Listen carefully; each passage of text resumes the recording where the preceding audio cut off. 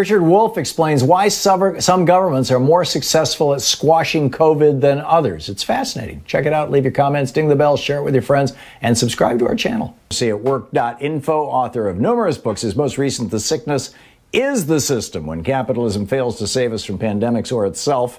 His other website, rdwolf with 2fs.com. You can tweet him at profwolf with 2fs. And Professor Wolff, welcome back to the program. I understand that you've been doing a deep dive into countries where what makes the difference between a country that melts down with COVID, like the United States have. We are 4% of the world's population. We have 1/5 of the world's COVID cases and deaths, versus countries that are not experiencing being wiped out by COVID. Tell us about this. Yes, I think it's a wonderful object lesson in something that you and I have talked about before. What we see in countries that are otherwise quite different, like Taiwan or South Korea on the one hand, or New Zealand on the other, or the People's Republic of China, Vietnam, and Cuba on the other, all these different kinds of countries with different economic and political systems, they do have one thing in common. They are not fundamentalists in the religious sense when it comes to the balance between private enterprise and the government's role in the economy. In other words, in all of those societies, the government has a strong position in the economy. It does a great deal of regulation, and it is appreciated by the population for the work that it does. Not blindly, not without criticism, but it is given a respected place in the society. And what that enabled those countries to do was to say to the government, your job now is to mobilize public resources, public wealth on the one hand, private resources, private wealth on the other, and really put them together in a solid campaign to save us from COVID-19. What you didn't have in countries like the United States and the United Kingdom was a comparable openness to the powerful role of the government. There you have a kind of fundamentalism which says that the government, when it touches everything, makes a mess, and the private sector is God's gift to the human race. This kind of lopsidedness weakens the government, makes it an object of suspicion, distrust, hostility, or even violence, as we saw on January 6th. But most important here, it means that you haven't got a government in a position, ideologically, politically, culturally, to mobilize the resources, and that's what happened. We didn't do it in this country, and we are paying an awful price. My only hope, the silver lining, is that people will begin to understand that you ought to ask the question, who is better equipped to protect public health, the private sector or the government? And to understand that in the answer, the government's important role has now been demonstrated, and the cost of not giving the government an important role has also been demonstrated to our regret.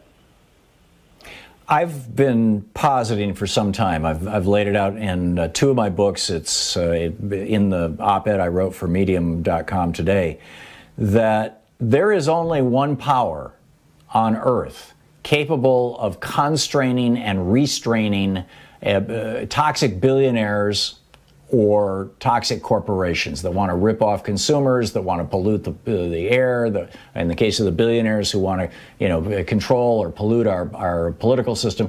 And that one entity is government. And that's why, starting with the Reagan Revolution, the billionaires behind this whole thing and the big corporations behind this whole Reagan Revolution and Thatcherism in the UK as well, their main song was, government is terrible, big government is dangerous. And it even got bought by Bill Clinton, who came out in his second inaugural address and said the era of big government is over. Do you agree with that analysis? And if so, can you speak to that? Yes, I think what you're pointing to is the great dilemma for capitalism. If you have a capitalist economic system that makes a few people wildly rich, those billionaires you referred to, but at the same time it is embedded in a system of universal suffrage where everybody gets a vote, Well, the majority of people aren't billionaires. The majority of people are not rich. The majority of people are not employers. The majority are middle to low income employees. And if they're the majority and they have one person, one vote, it's only a matter of time before they figure out that they can use their political power to undo the inequality generated by a capitalist economy. So you have capitalists everywhere terrified of what I just said, fully aware of what it implies, and therefore using their money to stop up the political system, to buy the politicians, to buy the parties, so it does not play the role of representing the mass of people, the government,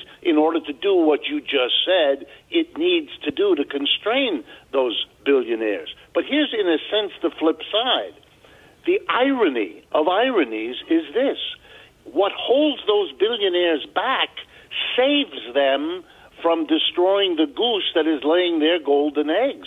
That's what happened in the 1930s. The rising up of the unions, the socialists, the communists, to create a New Deal and to tax the super rich.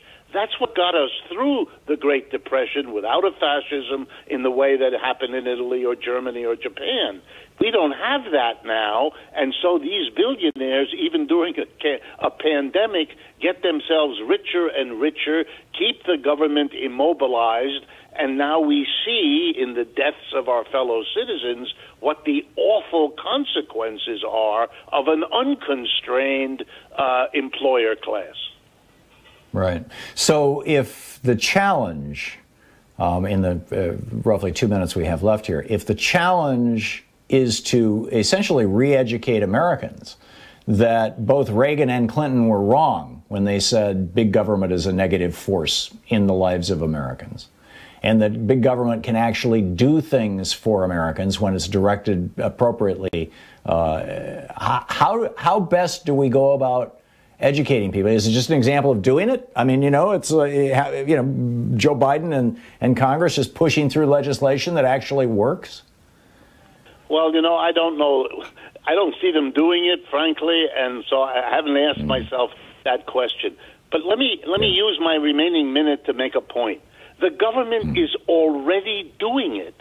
The government has put the American economy on life support because the American economy, including the big businesses run by those billionaires, is now deeper in debt than it has ever been in American history. Why? Because the Federal Reserve is making available unlimited amounts of money at virtually zero interest rate, which every corporation is borrowing to beat the band. So the government is already massively intervening to prop up the economy. The irony is what it does to get them into deeper debt, they don't want to do to prevent us from losing 400,000 of our fellow citizens to a horrible COVID death.